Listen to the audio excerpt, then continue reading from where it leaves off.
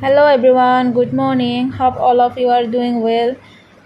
I am an advocate of Guwahati High Court. আমি কোর্টত গৈ আছো এতিয়া আমি এতিয়া টাইম হৈছে 9:15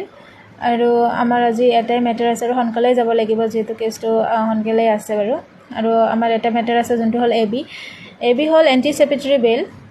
আৰু এইটো কেনেকৈ আপুনি কি কৰিব পাৰিব যদি আপুনি গম পায় যে আপোনাৰ নামত কিবা কেছ ৰেজিষ্টাৰ্ড হৈছে তো সেইটো আপুনি কি কৰিব পুলিচ এৰেষ্ট কৰাৰ আগতে আপুনি হাইকোৰ্টত বেল ফাইল কৰিলে আপুনি বেল ল'ব পাৰিব আৰু এইটোকে এন্টিসেপিটৰি বেল কয় আৰু আমি এতিয়া চেম্বাৰত আহিছোঁ বেগ লোৱাৰ কাৰণে কাৰণ এতিয়া ছাৰ আহি পোৱা নাই আমি জলদি বেগটো লৈ মানে আগতে আমি ৰেডি কৰি ৰাখোঁ আৰু টাইমো নাই বেছিভাগ আৰু এনেও ট্ৰেফিক থাকে তাৰপিছত আমি বেগটো লৈ কিনে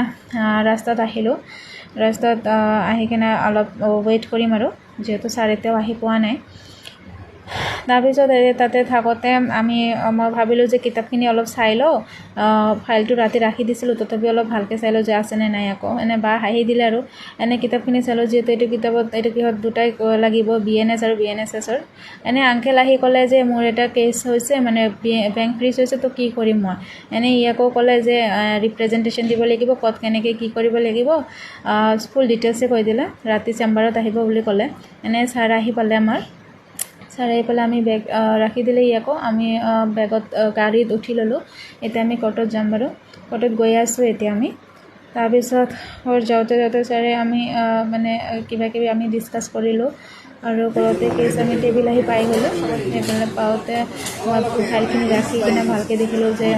কিখিনি ৰাখি কৰিলোঁ আছে কি কয় ইণ্ডেক্সখিনি ভালকৈ চালোঁ ক'ত কি এনেক্সাৰখিনি আছে কিমান পেজত আছে কি ছেকশ্যনত আছে কেছটো সেইটোও মই ভালকৈ আৰু এবাৰ চালোঁ আছে 126 ছাবছেকশ্যন 2 324 ছাবছেকশ্যন 4 1172 3032 আৰু 35 অফ BNSৰ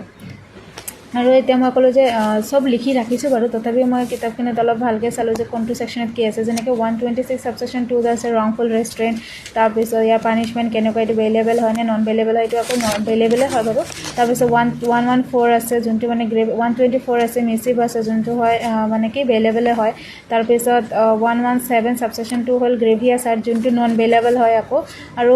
302 আছে যোনটো থেফ আছে সেইটো আকৌ নন বেলেবলে হয় আকৌ আৰু